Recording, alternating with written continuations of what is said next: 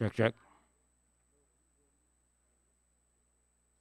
Hi, good afternoon, everyone. We here to celebrate Denton McDowell. On the behalf of the family, we would like to thank everyone for coming out and giving their love and support. They appreciate it so much for the phone calls, cards, condolence, anything you have done. They appreciate it so much. So we're going to start off with the. We're going to start off with remarks. So if anyone wants to come up and say anything, feel free to come.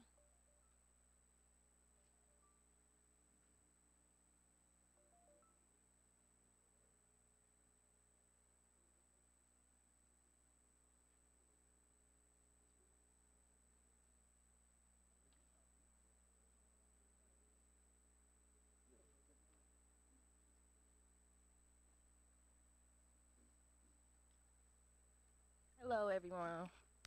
I'm Ashley. If no one knows me, I'm Dentrell, but um, daughter's mom.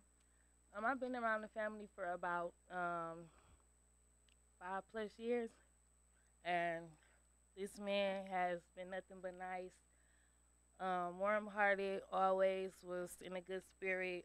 Never gave me any bad energy or anything.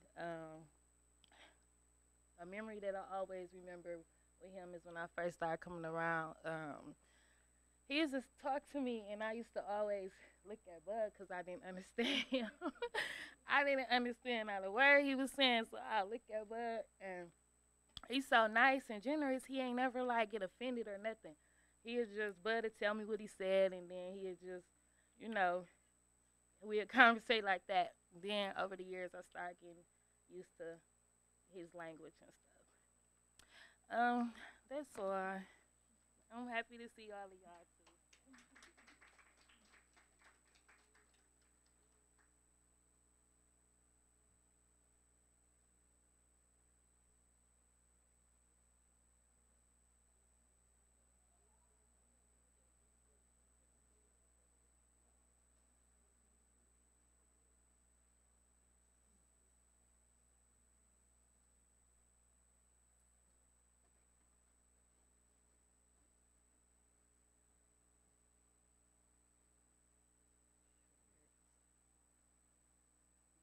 Short.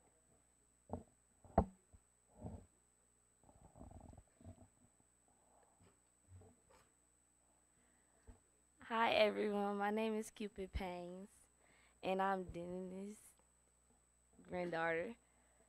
And he was a nice person to me, even though we haven't really talked like that. I wish we have.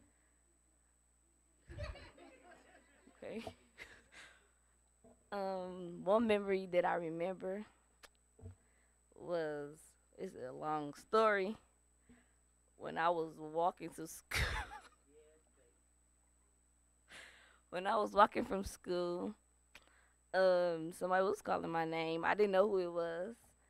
They just keep saying Cupid, Cupid, Cupid, and I was looking back and I was, hey mama, somebody called my name. I don't know who they is. Terrified.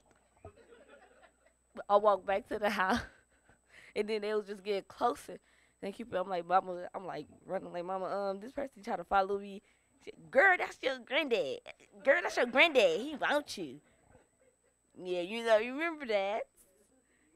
Girl, that's your granddad. That's you. Yeah, I'm like, that's you. Why you didn't say nothing? Why you didn't say nothing?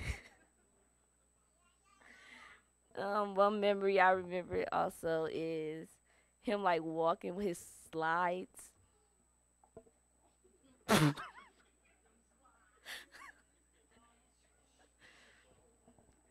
No, no, I like that.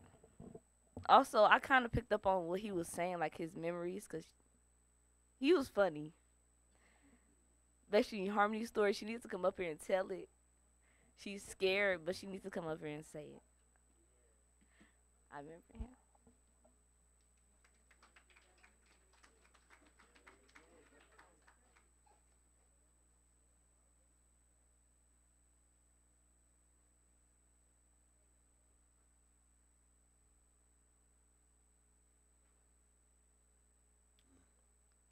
Afternoon, everybody. So, you guys don't know him, but I'm one of his oldest sons. I spoke to his wife and my brother to them as I did earlier. So when I heard about what happened to him, I had to come down here. Sorry that we had to meet like this, meet everybody like this.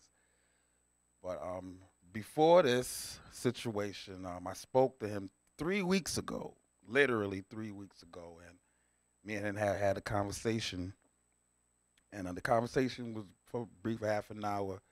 My mother been this woman right here, Gilda. I appreciate you because if it wasn't because of her and the communication with my mother, um, I don't know if we would have found out that he passed away. Honestly, um, and what happened was she reached out to Gilda on Facebook, and my mother inquired about about my father, and she quickly found out, and it came back, and almost literally after the information came back, I popped up at my mother's house because I live in New Jersey, and my mother just passed me the phone, and he was on the phone talking to me.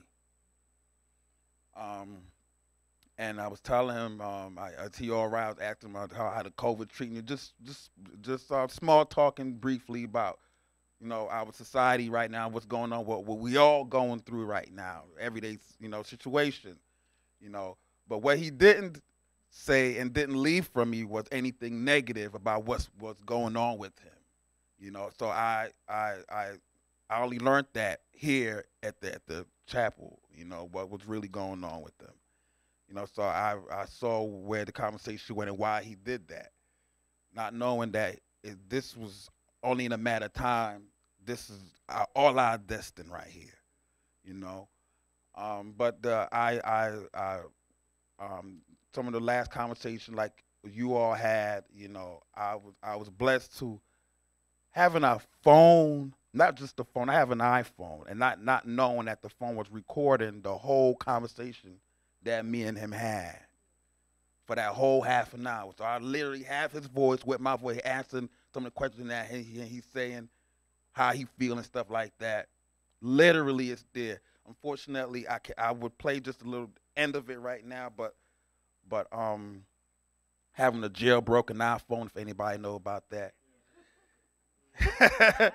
I had to say that only a jailbroken iPhone can do that. And once the phone go dead, you have to hook it back up to the computer to re-jailbreak it, and then you can get back the jailbroken apps. It's a jailbroken app for that. So so yeah, so when I get back to the hotel, I'm gonna make sure I get on the computer because that conversation is within the jailbroken app. I have to get that conversation, and I will always cherish that conversation that me and my father have. Okay. So my last memories of my father was in California, which I'm originally where I was conceived by him and my mother, and and yeah, he departed like probably when I was going was 6 7 years old, and he was an excellent man. From what my mother never spoke bad about him. Never, she never did, and he left and he moved to Chicago. And but what he did leave me with and my mother with that she said, you're just like your father, especially me. And I was he had me spoiled, and I vaguely remember that. What I picked up from my father, he knew how to cook very well. All right. I'm not Belizean, but I picked up on the Belizean heritage because of my father.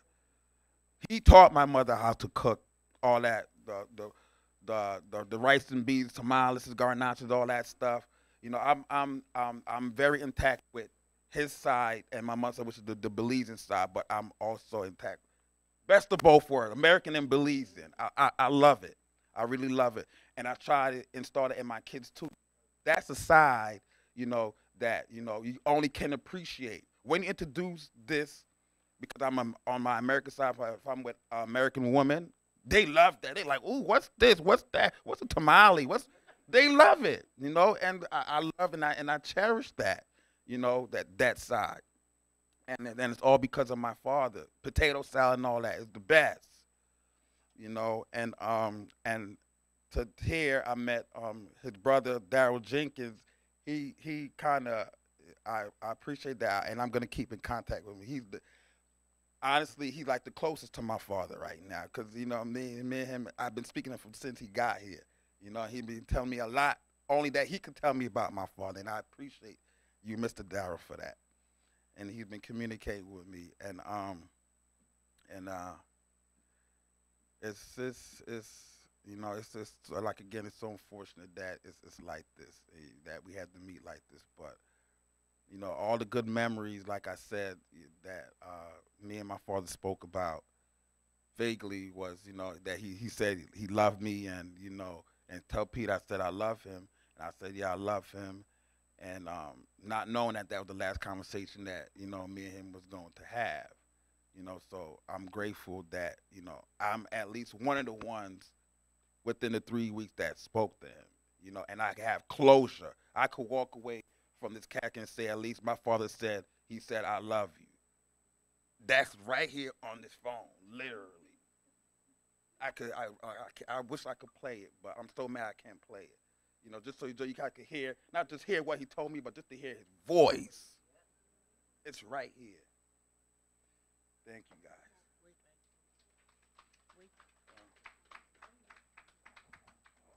Well, hello everyone. I'm Gilda, and Denton is my first cousin. We both was raised by our grandmother. That's the reason why he know to cook, and he know to keep everything neat and clean.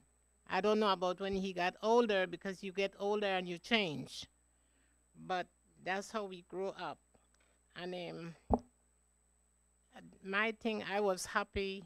The last time I saw him was 2010. He went back to LA, maybe for a couple hours, because I don't know what happened, but he said, I'm having problem.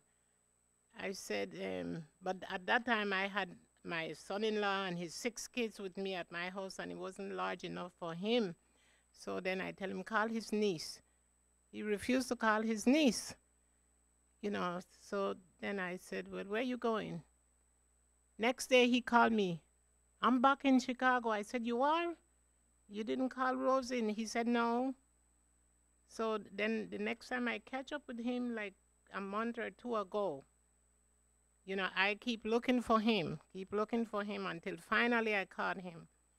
And the joke, when I called and Miss Isabel answered the phone, so Miss Isabel tell the grandson, go give your grandpa the phone.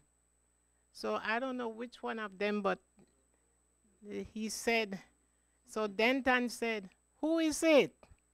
He answered his grandpa. He said, it's your mama. So it's your mama. So I tell Denton, oh, because he had an accent. I said, so he said, it's your mama. So that, we were talking like for almost an hour. We talk and talk, yeah. And he asked about all the family member that he didn't even know they passed. So, we were really talking. So, but Denton, may you rest in peace and rise in glory. Okay. Thank you.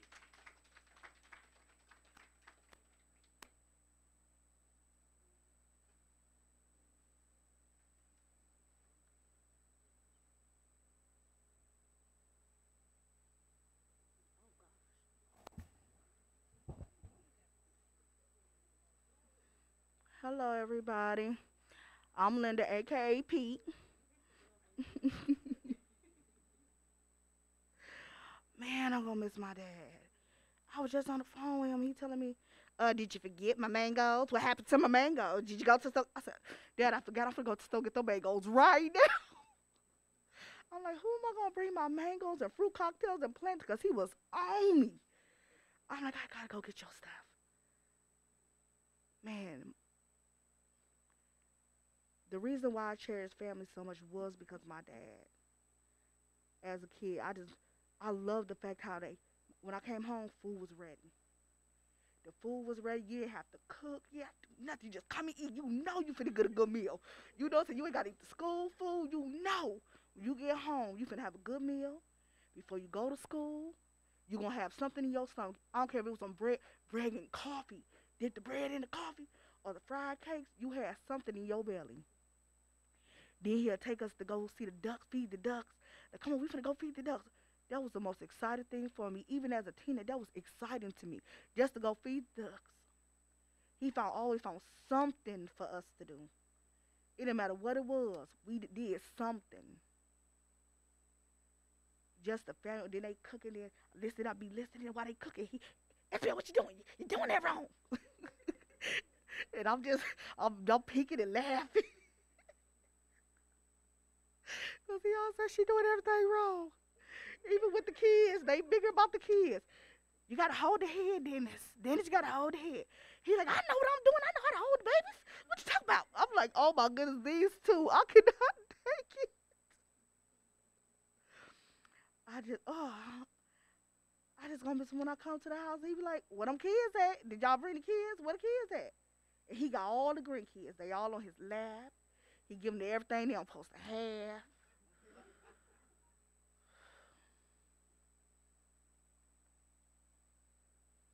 I don't know, y'all. That's just, to me, that's family. That's what made me say, whenever say, why you got so many kids? My mom and daddy had so many kids. That's that family thing. That's, you know, I always wanted that. Only wanted four, but then, some more came. So I'm stuck with seven. That's all right.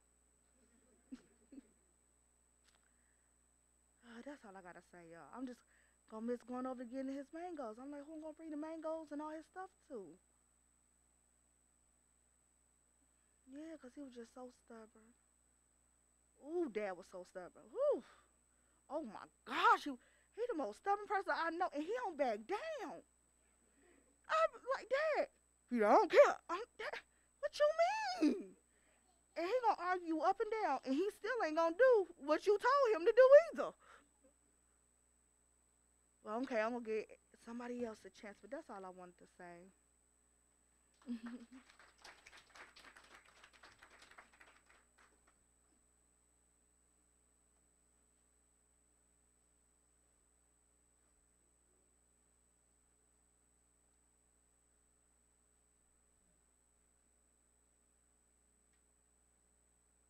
How y'all doing? My name is Montel Naylor. I'm his son.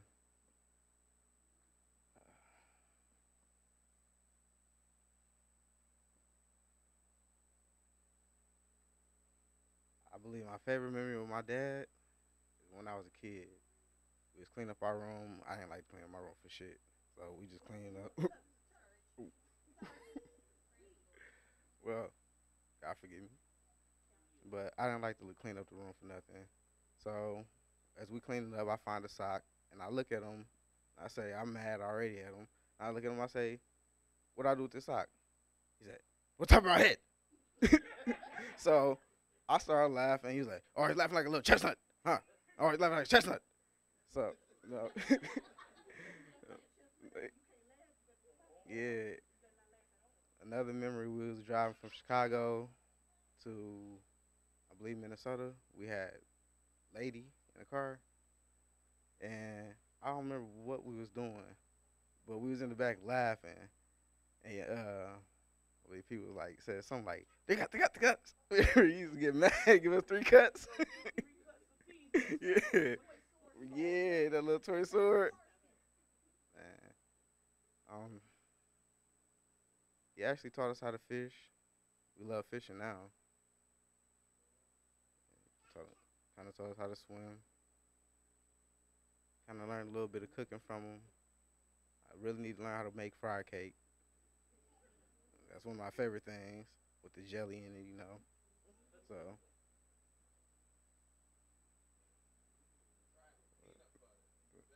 peanut butter and jelly? What? That's something new. I definitely need to try that now. But when it's warm, I can't wait. Well, let me get off because I don't want to say too much. All right.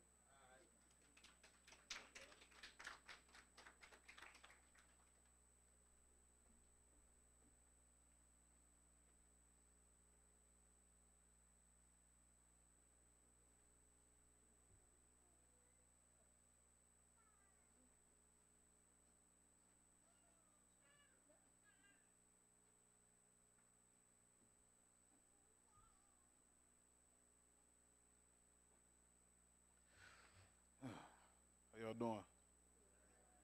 Thank y'all for coming. I'm Denton Naylor. I'm the oldest boy of Isabel. Um, I got a lot of good memories with my dad. One of the earliest was, I believe we was living here in Milwaukee. We had just moved from Chicago. Um, we was driving down the street. And I remember if from y'all who live in Milwaukee, y'all know where the Cheetah Club at? It's this swerve that you do when you're going south. I fell I was messing with the door while he was driving, and I opened the door and fell out the van. That was my earliest memory. And he cussed me out like I was, what the hell you doing? You're always doing foolishness. Every time I would get in trouble, it was always foolishness, foolishness, right? Another memory I had, we was living in Minnesota. He taught me how to cut the grass. I couldn't cut it straight. And he taught me how to use the wheel to line it up with the grass line you just cut, and that's how you get a straight line. Um, Another memory I have is at that same house, there was this tree in the backyard, a big, big tree. I don't know where he learned to climb like this, but he climbed up in that tree, y'all, and he strung these big, long chains up, and he had this big tractor tire, and he made us a tire swing. And every house that we had after that, we had a tire swing in the backyard. Um, Dad just used to do so much, man. He was working on houses, he's working on cars, he selling meat. He was a hustler. He was always doing something, always moving and moving and moving. And I learned how to manage my money from him because he would always sneak and give me $5. Now that he gone, I could tell y'all that he used to always pass me that money. So he used to always pass me that money. I used to keep it in my top drawer. And Mama knew I had that money because she would come asking, "Duane, let me get $20. I'm gonna give it back to you." And I'm like, "Man, Mama, I won't spend this when I go to school. I'm gonna give it back to you." Anyway, Pops, he was a unique person, man. He was in his younger years, he was really, really, really aggressive. Really aggressive. He was always yelling. Um, I remember we was in the store going school shopping, and he was telling my mama, "Count your change." He did not trust the clerk at the register at all. So he would always tell her, "Count your change, count your change." And they counted it, it was wrong. He went off on this dude about like 13 cents or something. It was seriously, it was something like 13 cents. He just went off. They called the police and all type of stuff over 13 cents. But Dad, he was a man of principle though. It was all the principle.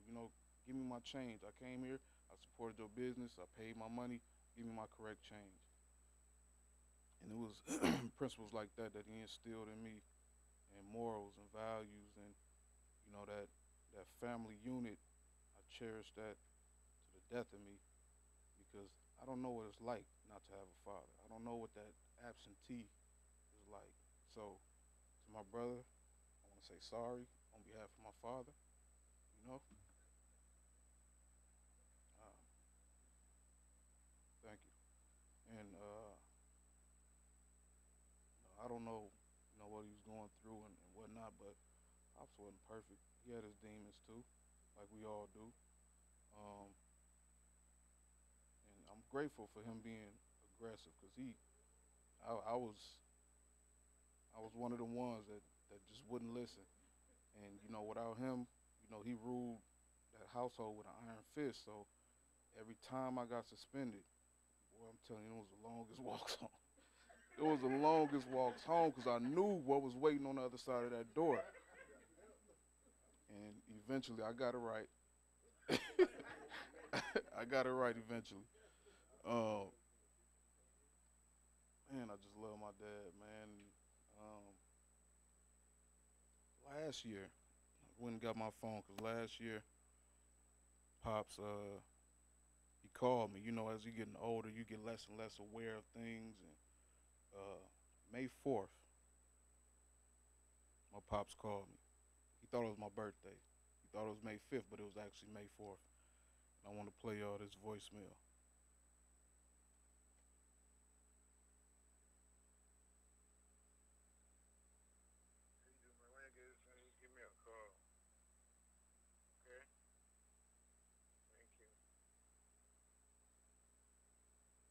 Now, the reason I played that is because as you listen to that, it just sounds like a nice little old man.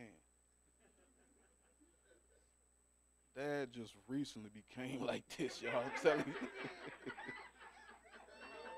Pops he wasn't just like a nice, he was a very aggressive man. He ran our friends away.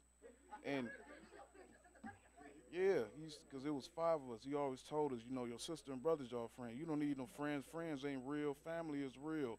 You know what I mean? He always preached that. And over the years, I learned that the hard way. Seriously, I learned that the hard way. But where was I going with that? I don't know, brain fart, y'all. But man, that was just my dad, man. That was just my dad. And then Friday before he passed, I took him to the doctor. I took him to all his doctor's appointments, and everything was good. Blood pressure good. His diabetes was through the roof, but that was normal. He was deathly afraid of needles. He would not, if he didn't have to, he would not touch a needle. When you're diabetic, you're supposed to check your glucose levels, your blood sugar levels, and he did not do that. And what I believe happened to him is not set in stone. It's just me personally. I went and picked his insulin up, and I brought the insulin to him. Matter of fact, we picked it up together. And we stopped at Tony's. I bought him a dinner from Tony's, dropped him off at home. And he would take his insulin without checking his sugar levels. And what I believe might have happened to him is he gave himself too much insulin and put himself in a diabetic coma. And by mama being limited with her mobility, she downstairs, she don't go upstairs. Um, Mika was at work all day, so it had to been 12 plus hours maybe that he probably was upstairs, in a diabetic coma, and his organs probably shut down on him. That's just what I believe. I don't know. And I don't know. I just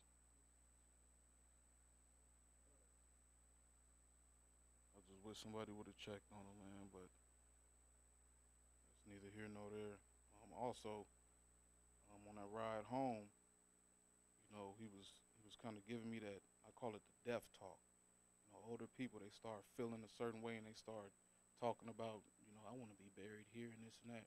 He was just telling me like, dude, man, just get me cremated if I, when it's my time to go. And I'm like, Dad, we just came from the hospital. You good? Ain't no need for that talk right now. He's like, yeah, but I don't have much, and I want to leave y'all with something. So see if you could get some insurance on me. And I'm like, that's gonna be hard because you don't have no papers and so on and so forth. And it was just that death talking. It's kind of like he knew it was coming or something. And man, I just wish I could have did something, but I don't know. Um,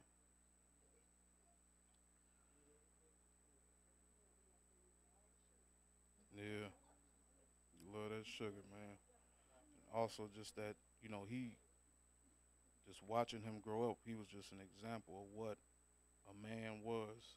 A lot of my friends, man, in the streets, they didn't have their pops. You know what I mean? I seen them go a different way when it come down to women and family, and I just kind of did what he did. I stayed, with my women and try to create a family structure even from early on. And I'm just now getting it right, but it was just what he did. And even through our struggles when we was living in a shelter, and I remember one, I believe it was in Waukegan. He was in a shelter, and he wasn't allowed there. It was a women's abuse shelter, so for the women and kids. And Dad would sleep in the park across the street while we was in the shelter, and we would take him food every day. You know, that's the kind of man he was. And for me, that's the definition of a father. And I just looked up at him, looked up to him since I was a kid. You know, he was my childhood hero. And as an adult, he was my adulthood model. So, you know, even though he didn't have much, but that don't define you as a person or as a man or as a father. And I just love that about him. You know, he built bonds with all his kids and kept us in line. You know, for that, I thank you. That's it.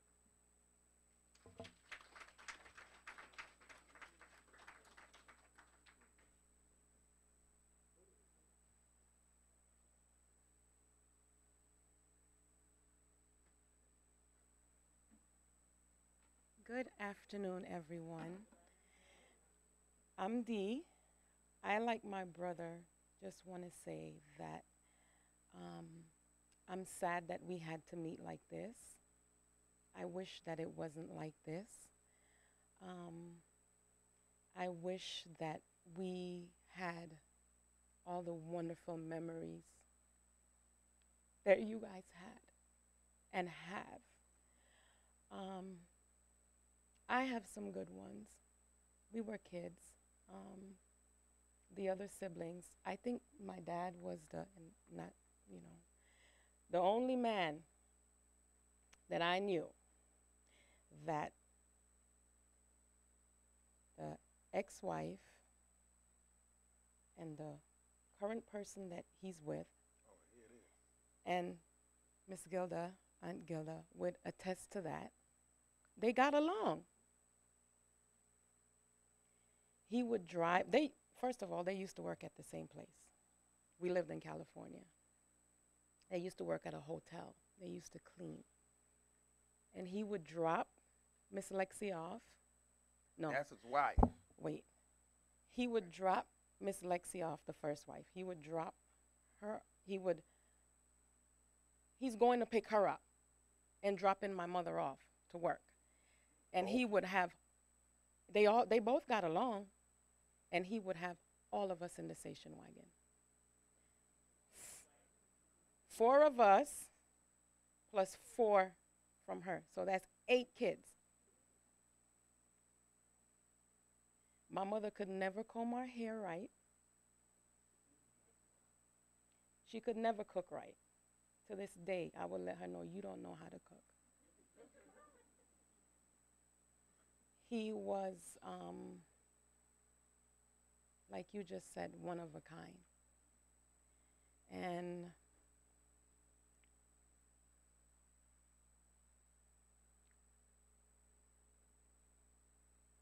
I used to be upset. But this right here it's a little sad, but it's a lot of happiness. Because I know God, and I know who He is. And I know that He does not make a mistake. Forgiveness is for us so that we can move forward in life and be good. I did that a long time ago. And I would say to you guys, all your beautiful memories, we had this much, and you guys have that much. So cherish it. Be sad, but don't let it live inside. Let it go. Set it free. I'm not going to talk very long. My husband passed away about 13 years ago. It's a different kind of feeling. But it comes down to the same thing, holding on to it. And I'm saying this to you guys with this much experience. I know what it feels like to not want to get out of bed. I know what it feels like to not want to move. I laid in my bed for weeks. And I don't want that for you guys. You know what I mean? Give it to God. And just ask Him to lighten your load. It doesn't go away, but it gets easier and easier. I love you guys. I know we don't know each other that well yet because that's coming. I look at you and I see my brother in North Carolina. Oh my God. Oh my God. You guys are so handsome. And aren't we beautiful girls? You know, so I love you guys. I see I have a lot of nieces and nephews. And we want to get to know everybody and love on you guys and for you guys to, you know, give it back. But he was definitely, you weren't allowed to have friends. You were right. Your siblings are your friends. We don't have any friends. We maybe have maybe one or two. And that's as we got older as adults, not as kids. We weren't allowed to sleep in anybody's house. Unless it was with our siblings. That was it. That's as far as it went. So those are good memories and those are things to cherish. And, like I said, I'm sad that we had to meet this way, but God knows better and He had His own plan. That's it.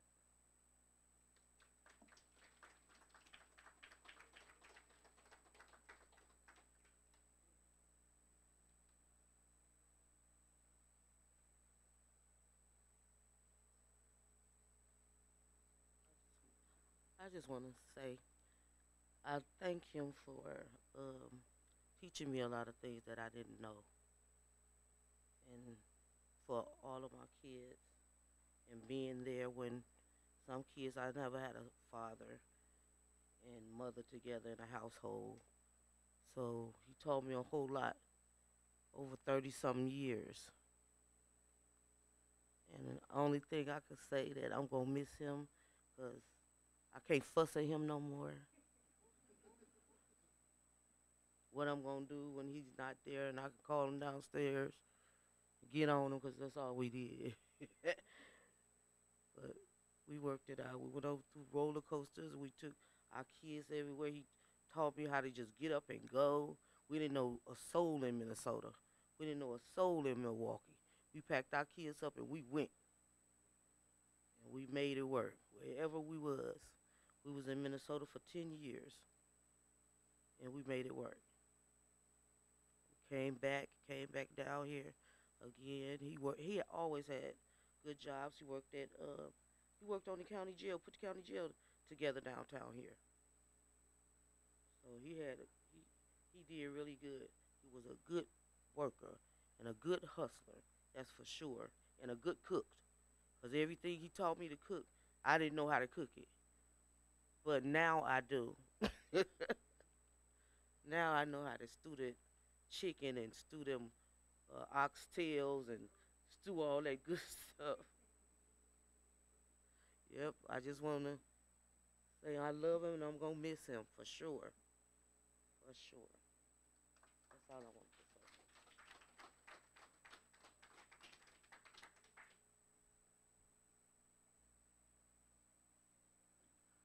Hi, I'm Shantae because I didn't introduce myself. I'm Shantae. I'm Nisha friend, been Nisha friend for years.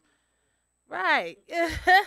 And I would like to just thank this family because I really appreciate y'all for real. Like, it's been hard for me for 2 years, like losing my brother, then back to back losing my uncle. It's been real hard and it's been real stressful. But I appreciate y'all for just standing by my family's side, being there, calling, coming over. I appreciate y'all so, so much. So I want to say I remember Dad when I first met him because I was so amazed. Like, I lost my dad at a young age, so I never had the figure of a dad. So being around my friend, she had her dad. I was like, you got your dad and your mom in the house. That is just so, I love them snapping on each other because I was like, that's so cool because I don't got that.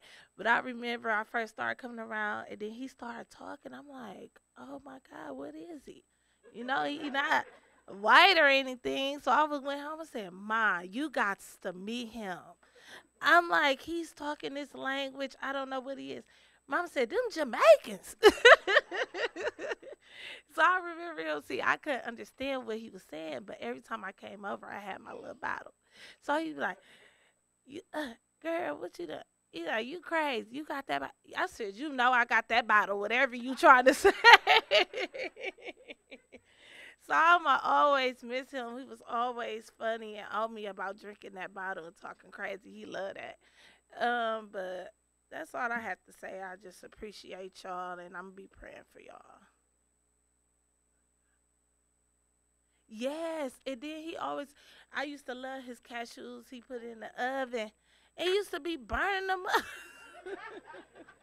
I was like, who finna eat this? Girl, you better eat this. Yeah, I eat it. I eat it. And he always tried to be, always was burning up everything. And Isabel be like, we waking up smoked out. She told my granny, I gotta get home for our house be burned down. So yeah, he always was funny and crazy. But I'm gonna call Danae up here to read the obituary. You still wanna read it? You shy. Okay, well, y'all just read the obituary when y'all get home, okay? Oh, we want to thank Bud because he's live. Everybody say hi, Bud. We love and appreciate you, Bud. We miss you. Yeah, he can see us, y'all.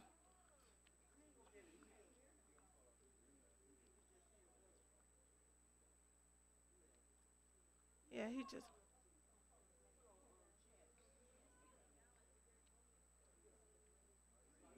He's seeing us right now, y'all. So get up and do y'all dance. Not just saying. Okay, I want y'all to bow your heads because we're gonna do the prayer. Our fathers which are in heaven, hallowed be thy name, thy kingdom come, thy will be done on earth as it is in heaven. Give us this day our daily bread and forgive us for our trespasses as we forgive those. And lead us not into temptation, but deliver us from all evil. For thine is the kingdom and the power and the glory forever. Amen. All right. Love y'all. Well, that will be the end of the service. And we appreciate everyone for coming out and showing your appreciation. We will forever miss that.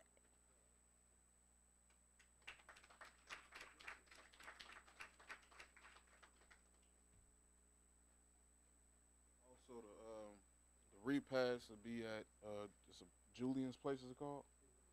It's located on North Avenue and Fond du Lac about. But if you Google it, it'll pop up. It's called Julian's place.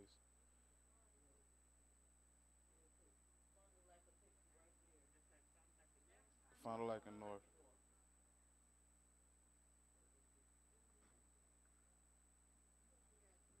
Yeah, and it start I think 3 to 7. So from 3 p.m. to 7 p.m. That's what we'll be meeting at. You got the address?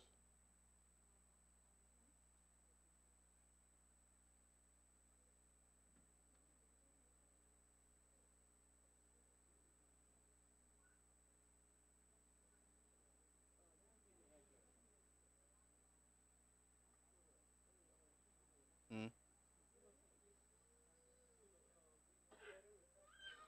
Yeah, but we ain't got the stand. The stands stay here. But I could take it though.